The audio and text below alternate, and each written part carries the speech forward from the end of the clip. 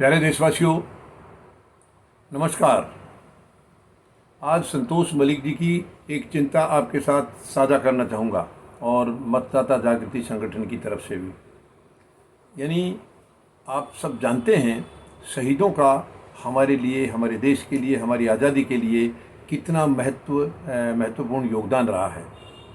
लेकिन अफसोस कि उनके योगदान को देश बहुत कम याद कर रहा है। आम इंसान हम लोग सब याद करते हैं, लेकिन सरकारों का हमने रवैया देखा है, वो आज भी, कितने दुख की बात है, आज भी उनको उग्रवादी के तौर पर देखता है।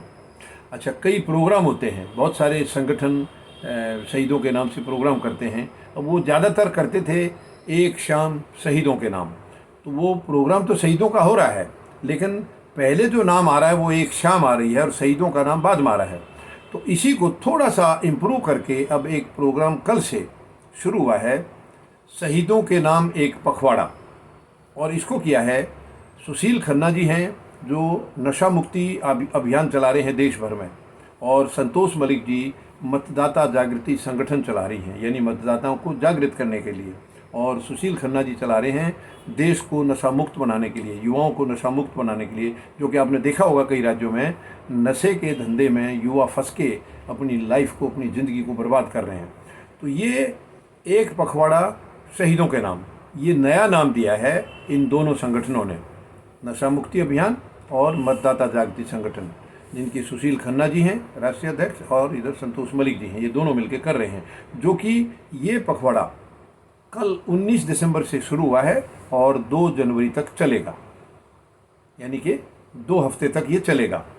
ये मैं आपको ये विश्वास दिलाना चाहता हूँ कि शहीदों ने जो सपना देखा था, अब तक भी वो सपना उनका साकार नहीं हुआ है, हम लोग नहीं कर पाए हैं। और उसका कारण है, एकमात्र जो कारण है वो है नकारात्मक राजनीति। यानी कई बार तो ये भी हमें महसूस होता है कि जो आज देश में नकारात्मक राजनीति चल रही है, या राजनीतिज्ञों की जो आज सोच चल रही है, अगर यही सोच उस वक़्त होती, आज़ादी की लड़ाई से पहले, यानी आज़ादी के संघर्ष के दौरान यही सोच अगर होती, तो शायद अंग्रेज यहाँ से कभी नहीं जाते, कभी नहीं जाते।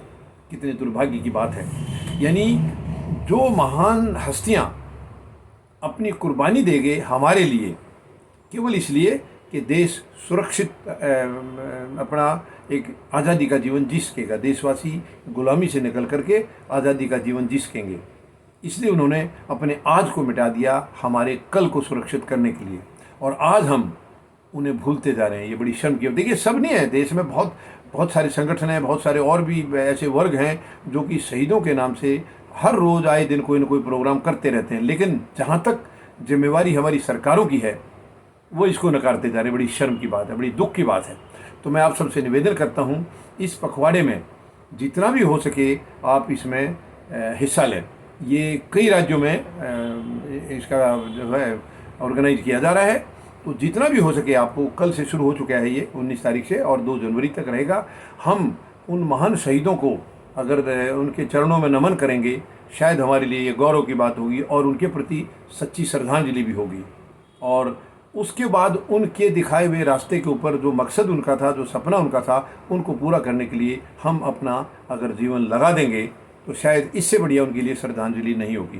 तो सबसे पहले तो आइए शहीदों के नाम इस पखवाड़े को हम पूरी भागीदारी के साथ सब मिलकर के इसको मनाएं, और उन महान शहीदों को जहाँ भी वो हैं, आज उनकी आंखों से खून के जो आंसू निकल रहे हैं, उनको हम कम से कम रोक पाएँ, उनको हम ये एहसास करा सकें कि हाँ, देश की जनता जाग चुकी है।